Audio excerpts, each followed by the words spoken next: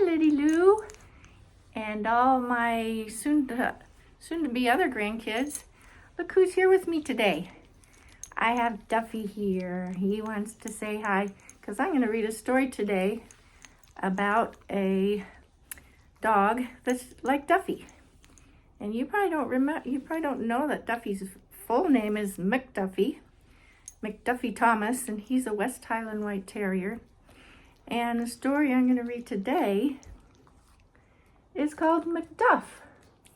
I didn't know when we named McDuffie that there were stories out about a Westie named McDuff. So today I'm going to read this story about McDuff, and I think Duffy's going to want to get down because he doesn't really like sitting in my lap. But you can say goodbye to everyone, Duffy. Okay, and I'll read the story. Okay, Duff, let me get you down. He wanted to say hello. Okay, so this story is called McDuff, and it's written by Rosemary Wells and Susan Jeffers. Susan Jeffers is the one who drew the pictures. And there's several stories in this book, so I'm going to read the first one. First one is called McDuff Moves In. And I really like the pictures of this.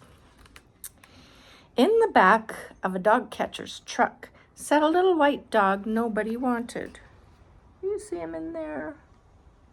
Poor McDuff. Thump went the truck over a bump in the road.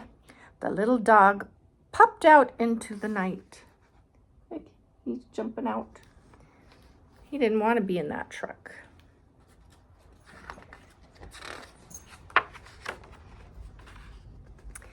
He tumbled onto the soft earth of a tulip bed.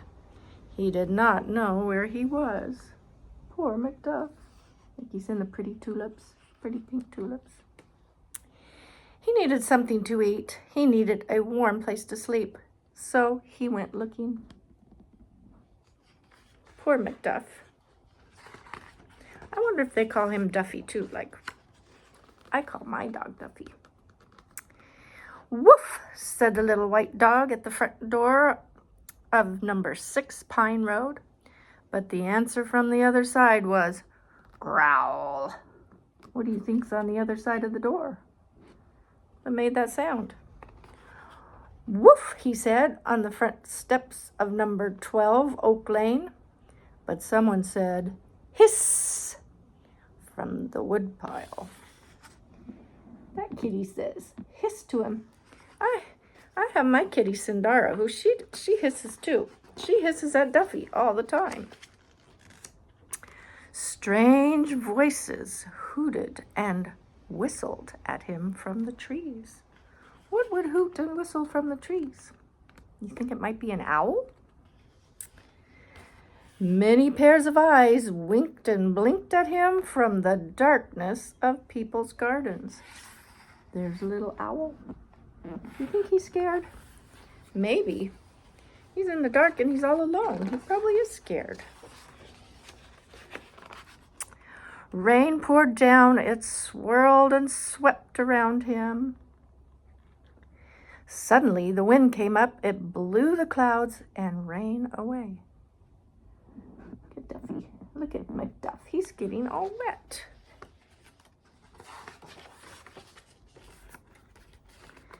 And the moon smiled full on the world. Through an open window in the kitchen of number 7 Elm Road wafted the smell of vanilla rice pudding and sausage. Sounds good. Woof, woof, woof, said the little white dog. You think he wants some of that sausage? I think so. Nobody growled at him. Nobody hissed at him. Somebody opened the door and asked him to come in. It was Lucy. This is Fred, said Lucy. There's Lucy and Fred. And look at little McDuff. He looks kind of sad. No one had ever asked him to come in, Everyone had always told him to go away. Do you think he's happy now? He's going to go in the house with Lucy and Fred. What does his collar say? Asked Fred.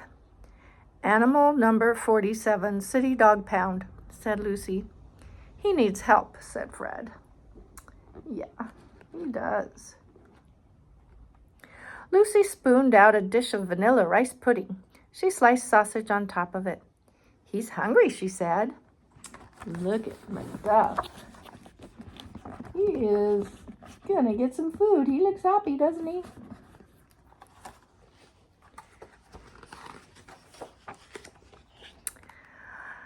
After a coconut herbal bath, he looked like a snow cloud. We certainly can't keep him, Fred said. We're much too busy. Look at him. Look how fluffy he is. But he probably feels better after his bath. I guess we'll have to take him to the dog pound, said Lucy.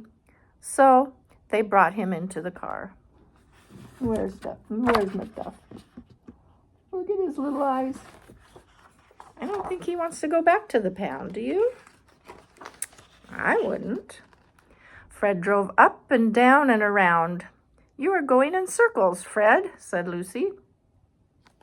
Look at little McDuff in the back window. I don't want to find the dog pound, said Fred. I don't want you to find it, said Lucy. Now little McDuff is in the front seat. He was in the back seat. Now he's in the front. Fred and Lucy brought their new friend home. All he needs is a name, said Fred. They celebrated with hot chocolate. Lucy opened a tin of McDuff's melt-in-your-mouth shortbread. That says McDuff's. And look at it, there's a little Scotty dog. Scotties look kind of like Westies, but they're black. That's it, said Fred. Woof, woof, said McDuff. Do you think that's what made him think of naming him McDuff? I think so. The night was nearly gone. The rain clattered and splattered over everything. Lucy and Fred and McDuff fell sound asleep. How happy we are, they said in their dreams. And look at McDuff. He's sleeping on a pillow by their bed. And there's Lucy and Fred are asleep. He's so happy. That's the end of that story. The next story in this book is called McDuff Comes Home, and I'll read that one later. But I hope you liked the story. I think Duffy liked it. He's laying on the floor next to me sleeping. Oh, I'll show you. I'll show you him. Let's turn it around. There's Duffy. He's sleeping. He liked the story. So, I think I'll sing a little song about the doggie in the window. Since we just read about a dog.